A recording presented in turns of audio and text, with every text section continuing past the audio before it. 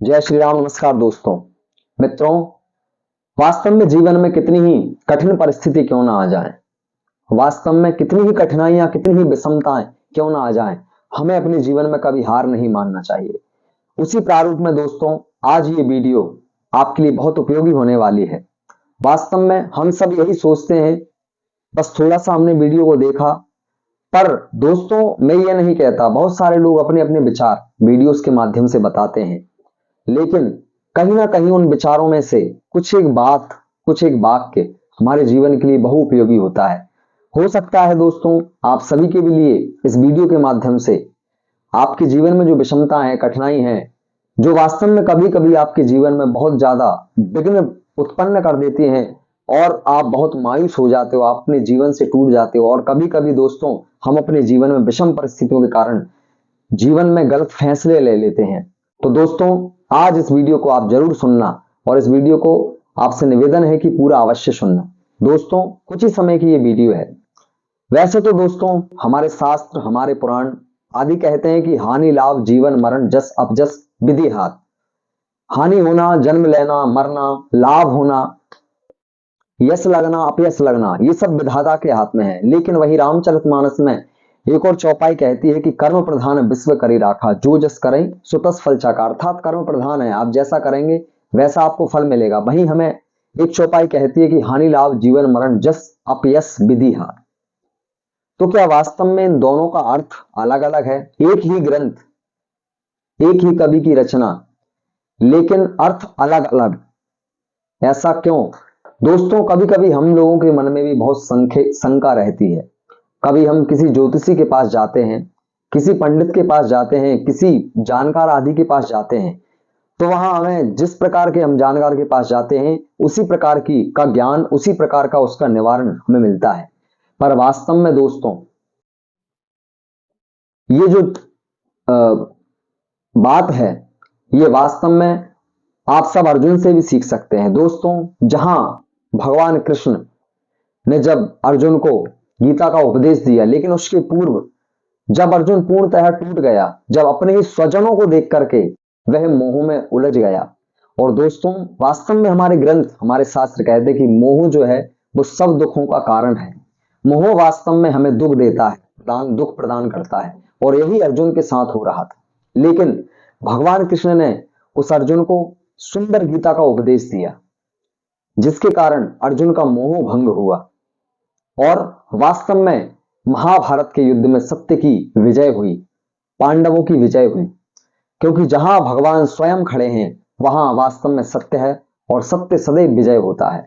दोस्तों, जहां भीष्म पितामह बाणों की सैया पर पड़े हुए थे, तब भी उन्होंने भगवान कृष्ण से कहा कि हे प्रभु, वास्तव में ये जो सब हुआ ये छल से हुआ। कई प्रकार के छल इस युद्ध में देखे गए, लेकिन भगवान ने भीष्म पितामह से कहा कि पितामह, वास्तव में ये छल नहीं है। जहां धर्म की रक्षा करना हो, जहां धर्म की विजय हो, उसके लिए किसी प्रकार का छल आप कर सकते हैं। और पितामह से कहा कि हे पितामह, ये जो द्वापर युग है, आने वाला जो युग है कलयुग, इसमें तो मुझसे भी ज्यादा छल की नीति मानव को अपनाना पड़ेगी, तब कहीं जाकर के वे धर्म को बचा सकते हैं, सत्य को बचा सकते हैं। दोस्तों, इसी प्रकार से हमारे जीवन में कभी कभी हम बहुत टूट जाते हैं, बहुत विषम परिस्थितियां हमारे जीवन में आती हैं। जिस प्रकार से अर्जुन ने भी वहां पर सोचा, बहुत विचार किया, लेकिन वो भी वास्तव में बहुत मायूस हो गया और अपने स्वजनों को देख करके वह रोने लगा, उसके अश्रुपात होने लगे। इसी प्रकार से हमारे जीवन में ऐसी परिस्थितियां आती हैं जहां आप एक उदाहरण से केवल यही ले लीजिए कि आप गृहस्थ जीवन में हैं, आपके घर में आपकी पत्नी है, आपके बच्चे हैं, लेकिन कहीं ना कहीं संयोग हर किसी के जीवन में नहीं, लेकिन किसी किसी के जीवन में इस प्रकार से बनता है कि जब हम अपने गृहस्थ जीवन में आते हैं तो कहीं ना कहीं हमें अपने माता पिता से अलग होना पड़ता है, रहना पड़ता है। ये भी एक विषम परिस्थिति है।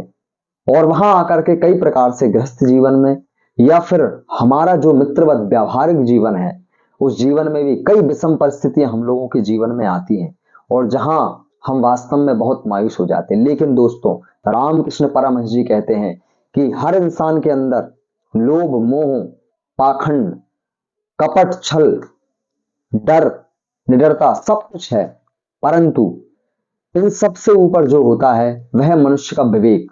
यदि मानव का विवेक बहुत जागृत है, उस मनुष्य का विवेक इतना है, तो वह इन समस्त परिस्थितियों से सुलझ करके और वास्तव में सफलता को प्राप्त करता है। दोस्तों, कभी भी जब विषम परिस्थितियां हमारे सामने आए तो हमें इतिहास से शिक्षा अवश्य लेना चाहिए। भगवान श्री राम, जिनके जीवन में वास्तव में कितनी कठिनाइयां आई, वो तो स्वयं यदि देखा जाए तो इतिहास कहता है, इतिहास के ग्रंथों में ये लिखित है, ये वर्णित है, जो सहस्त्रों हजारों करोड़ सनातन वर्ष पूर्व के सनातन ग्रंथ हैं, वास्तव में उन सब में ऋषि मुनि आदियों के द्वारा जो रचित हैं, व्यास आदि के द्वारा जो रचित हैं, वास्तव में वो असत्य तो नहीं है, वो गलत तो नहीं है। तो दोस्तों, उन ग्रंथों में भी ये बहुत बड़ी बात बताई गई है। इतिहास के ग्रंथों से हमें वास्तव में शिक्षा लेना चाहिए। भगवान श्री राम, जिन्होंने अपने संपूर्ण जीवन काल में वास्तव में बहुत कष्ट प्राप्त किया, जो साक्षात भगवान है, वहीं आप भगवान कृष्ण का जीवन देखिए। भगवान कृष्ण कुछ ही समय के लिए वास्तव में सुख को पूर्ण तरीके से भोग पाए, लेकिन इसके बाद उनके ही जीवन में विषम परिस्थितियां आई। लेकिन वास्तव में हमें राम और कृष्ण और भी जो भगवान के अवतार हैं, उन समस्त अवतारों से हमें ये शिक्षा लेना चाहिए कि वास्तव में परिस्थितियों से किस प्रकार जीता जाता है। भगवान ने जब जब अवतार लिए, दोस्तों, हम भगवान तो नहीं हैं, लेकिन हम मनुष्य हैं, तो हम उपदेश नहीं कर सकते, हम ज्ञान नहीं प्रकट कर सकते, लेकिन हम जो इतिहास का ज्ञान है उससे शिक्षा लेकर के अपने जीवन को संवार सकते हैं। तो दोस्तों, जब भी वास्तव में कभी विषम परिस्थितियां आए तो आप इतिहास को उठा करके देखिए और वास्तव में विचार कीजिए। कभी भी मायूस ना हो, कभी विषम परिस्थितियों से ना घबराएं, कभी ये ना सोचें कि वास्तव में अब हम अपने जीवन में हम हताश हो चुके हैं, हम कुछ नहीं कर सकते। ये कभी विचार नहीं करना चाहिए, बल्कि हमें हमारे जीवन में वास्तविकता को जानना चाहिए। यदि हम विषम परिस्थितियों से भी घिरे हुए हैं, तब हमको हमारे ग्रंथों का सहारा अवश्य लेना चाहिए। हमें जो महापुरुषों के चरित्र हैं उनका सहारा अवश्य लेना चाहिए, भगवान का सहारा अवश्य लेना चाहिए, जिससे कि हम वास्तव में विषम परिस्थिति से अवश्य निकल पाएंगे। दोस्तों, यही जीवन की वास्तविकता है और यह हम और आप सभी को समझना होगा। ज्ञान कोई आज के युग में देखा जाए दोस्तों, तो वास्तव में ज्ञान एडवांस टेक्नोलॉजी है। बहुत सारे लोग, बहुत सारे कवि, बहुत सारे ज्ञानी जन अलग अलग तरीके से सभी तरीके के सभी धर्मों को उनके धर्म अनुसार उपदेश करते हैं, जिससे उनको ज्ञान प्राप्त होता है। इसी प्रकार से दोस्तों, हमें किसी भी बात को छोटे में या वास्तव में किसी भी चीज को बड़े प्रारूप में नहीं समझना चाहिए, बल्कि हमें पहले उस बात को, उस ग्रंथ की वास्तविकता को और एक गुरु के या किसी व्यक्ति के जिसको आप अपना प्रेरणा का स्तोत्र मानते हो, उस चीज के लिए वास्तव में बहुत ध्यान से देखना चाहिए, बहुत ध्यान से उन बातों को श्रवण करना चाहिए। तो ये निश्चित है दोस्तों, ऐसा नहीं है, कंप्यूटर जो है, आज की टेक्नोलॉजी जो है, वो मानव से ऊपर नहीं है, बनाई तो मानव ने ही है ये जो समस्त चीजें हैं। और दोस्तों, वास्तव में एपीजे अब्दुल कलाम, उन्होंने तो अपनी पुस्तक में लिखा भी है कि जब तक आप सपने देखोगे नहीं, तब तक उनको साकार किस प्रकार से करोगे। इसलिए दोस्तों, सपने तो देखना ही चाहिए और सफलता के लिए, परिस्थितियों से लड़ने के लिए एक हमारे अंदर कंपटीशन की भावना भी होना चाहिए। दोस्तों, होड़ हमारे अंदर अवश्य होना चाहिए और उस होड़ में केवल हमें विवेकवान बन करके अपना जीवन जीना चाहिए। यही सत्य है दोस्तों। यदि आप सभी को ये वीडियो पसंद आई हो तो आप इसको लाइक करें, चैनल को सब्सक्राइब करें। आप सभी ने इस वीडियो को देखा, आप सभी का बहुत बहुत धन्यवाद। जय श्री राम। इसी प्रकार की वीडियोस हम आगामी अपने चैनल पर अपलोड करेंगे। जय श्री राम, नमस्कार।